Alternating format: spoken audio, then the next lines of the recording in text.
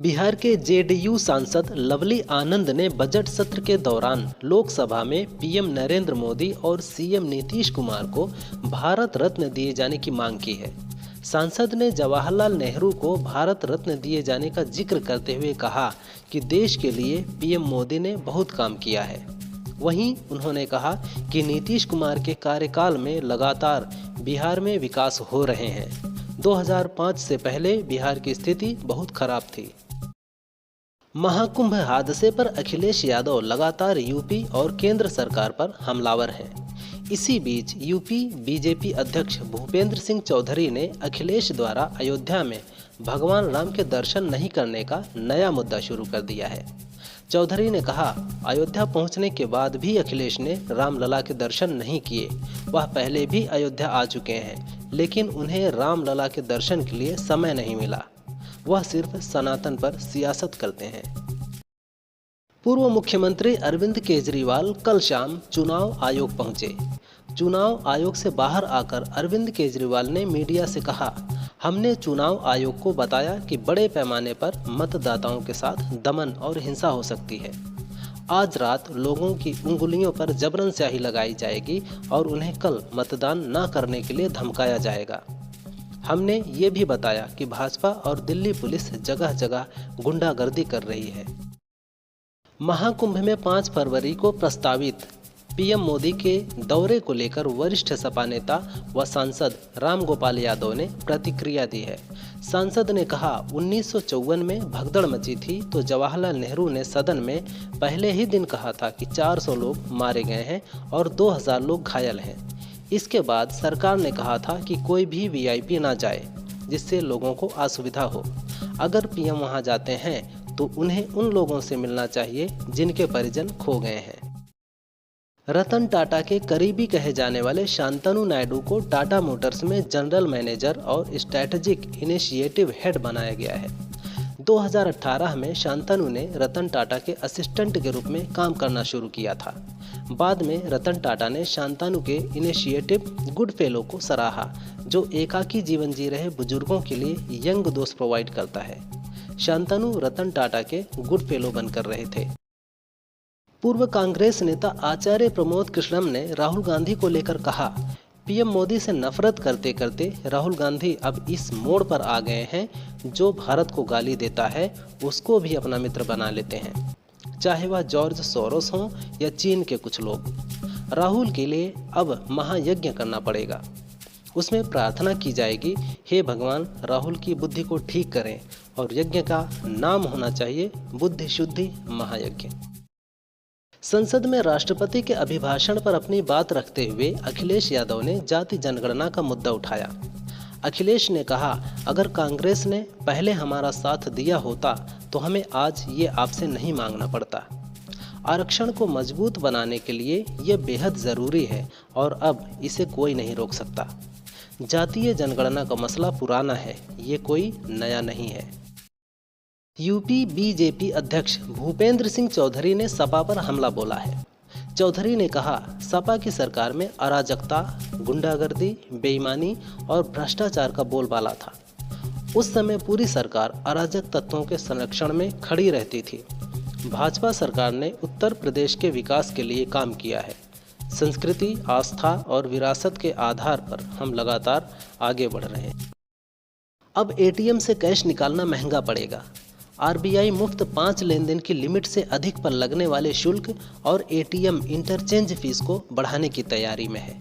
जानकारी के अनुसार भारतीय राष्ट्रीय भुगतान निगम यानी एनपीसीआई ने 5 बार फ्री लिमिट पूरी होने के बाद अधिकतम नकद लेनदेन शुल्क को वर्तमान स्तर 21 रुपये से बढ़ाकर 22 रुपये करने की सिफारिश की है। वहीं एटीएम इंटरचेंज फीस को 17 से बढ़ाकर 19 रुपये करने की भी सिफारिश की गई है। मेरठ में एक delivery boy Singh Yadav pistol लेकर एसएसपी ऑफिस पहुंच गया। युवक ने कहा, ले लीजिए सर, मुझे सड़क पर मिली है। मुझे लगा कि टॉय गन है, लेकिन घर जाकर देखा तो पता चला असली है। इसके बाद न्यूज़पेपर में खबर पढ़ी कि सिपाही की पिस्टल गुम हो गई है। ये जानकर मैं यहाँ ले आया। दरअसल 30 जनवरी को ड्यूटी से लौटते समय सिपाही नीरज की पिस्टल गुम हो गई थी। इसके बाद सिपाही को सस्पेंड किया गया था। पीएम मोदी ने कहा, कुछ लोगों के लिए जाति के बारे में बात करना फैशन है। पिछले 30 वर्षों से ओबीसी सांसद मांग कर रहे हैं कि ओबीसी आयोग को संवैधानिक दर्जा दिया जाए। आज जो लोग जातिवाद में लाभ देखते हैं, उन्होंने तब ओबीसी समुदाय के बारे में नहीं सोचा। हमने ओबीसी आयोग को संवैधानिक दर्जा दिया। एससी, एसटी और ओबीसी को हर क्षेत्र में अधिक अवसर मिले। हमने इस दिशा में बहुत मजबूती से काम किया है। महाकुंभ को लेकर दिए गए बयान पर मुरादाबाद में कल की धाम के पीठाधीश्वर प्रमोद कृष्णम ने सपा सांसद जया बच्चन को जवाब दिया है। कृष्णम ने कहा, पहले जया बच्चन से सिर्फ अमिताभ बच्चन ही दुखी थे, अब वह ऐसी कोशिश कर रही हैं कि उनसे पूरा सनातन दुखी हो जाए। कुंभ में करोड़ों लोगों की आस्था है, कुछ लोग सिर्फ आलोचना ही देख रहे हैं। जया अच्छी कलाकार रही हैं, अब उन्हें खुद को अच्छा सनातनी भी साबित करना होगा।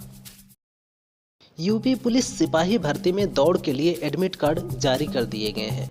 अभ्यर्थी बोर्ड की आधिकारिक वेबसाइट uppbpb.gov.in अथवा ctcp24.com से एडमिट कार्ड डाउनलोड कर सकते हैं।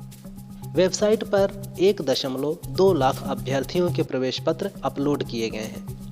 बता दें कि यूपी पुलिस में 60,244 पदों पर भर्ती होनी है। अभिषेक बच्चन का एक वीडियो सोशल मीडिया में तेजी से वायरल हो रहा है। इस वीडियो में एक्टर के सिर पर शटर गिरता नजर आया, जिससे उन्हें चोट लग गई।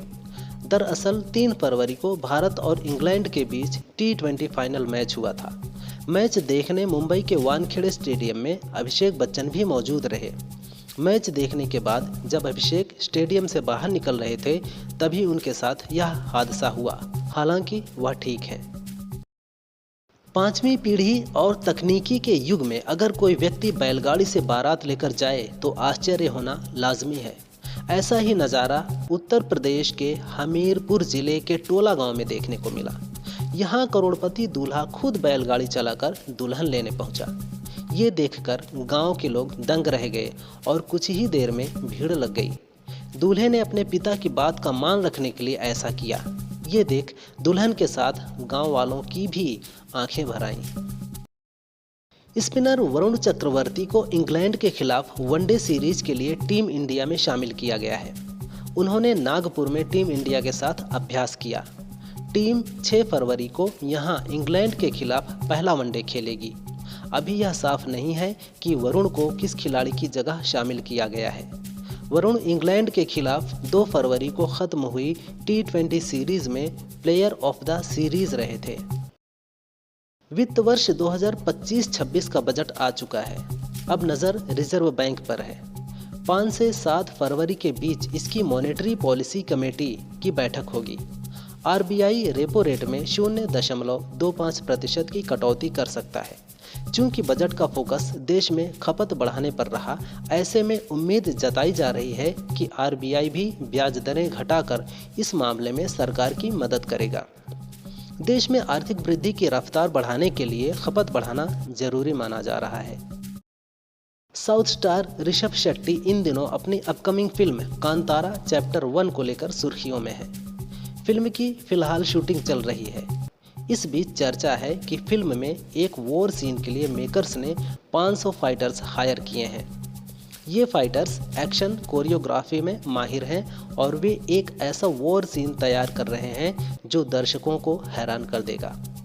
फिल्म इसी साल अक्टूबर में हिंदी समेत कई भाषाओं में रिलीज होगी। दिल्ली चुनाव में आप 70 सीटों पर चुनाव लड़ रही है।